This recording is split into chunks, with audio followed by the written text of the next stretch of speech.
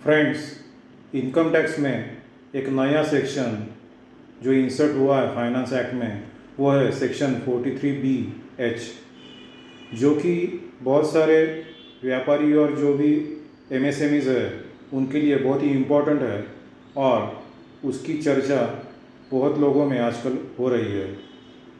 तो इसके बारे में जो भी क्वेश्चंस आए हैं वो हम एक एक डिस्कस करेंगे।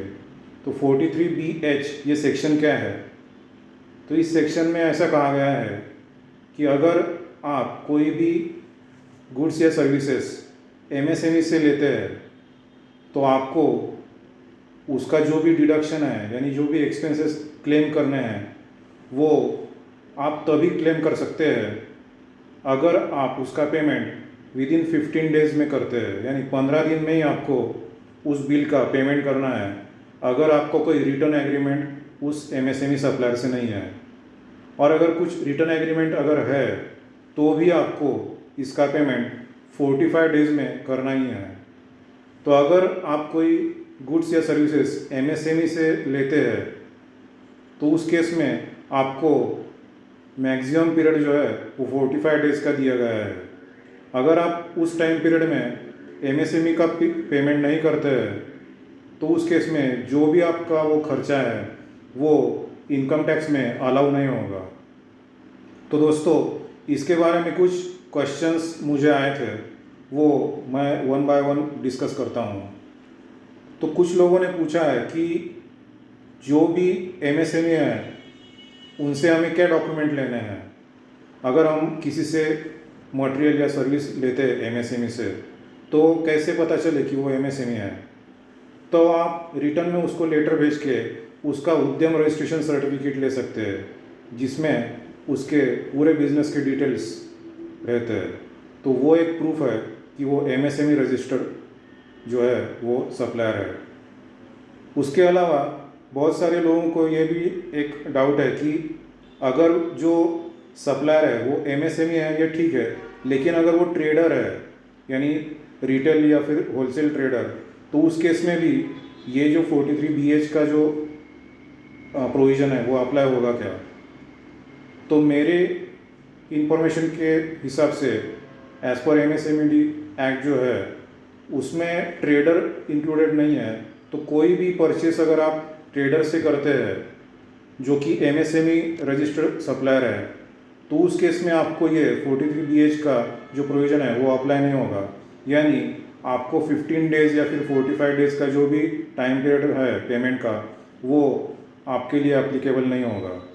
तो ये सिर्फ मैन्युफैक्चरर, सप्लायर और सर्विस प्रोवाइडर जो भी आपके हैं उनके लिए है जिनसे आप अपना मटेरियल या फिर सर्विस लेते हैं, ऐसा एक मेरा मानना है।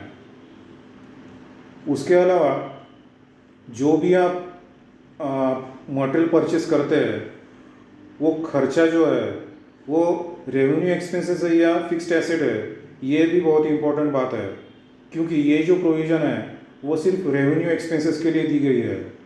अगर आप कोई मशीनरी यानी कैपिटल एसेट परचेस करते हैं तो उस केस में आपको 43B(H) का प्रोविजंस अप्लाई नहीं होता।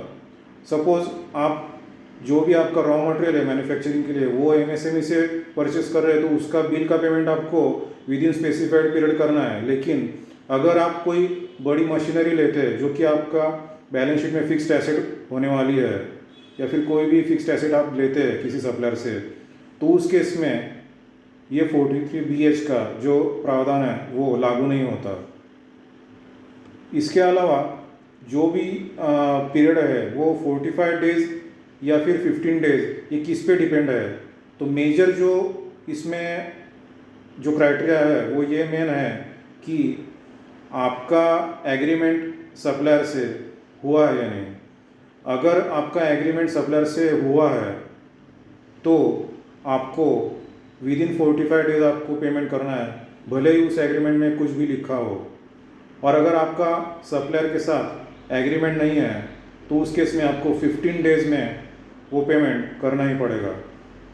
इसके अलावा एक और पॉइंट आता है, अगर जो भी हम गुड्स परचेस करते हैं उसमें कुछ डिफेक्ट आता है तो उस केस में क्या करना है? अगर सप्लायर से माल आया और 15 डेज़ में आपको वो डिफेक्ट जो है वो दिखा, तो आप उसको वो ऑन पेपर या फिर ईमेल पे इंटीमेट कर दीजिए।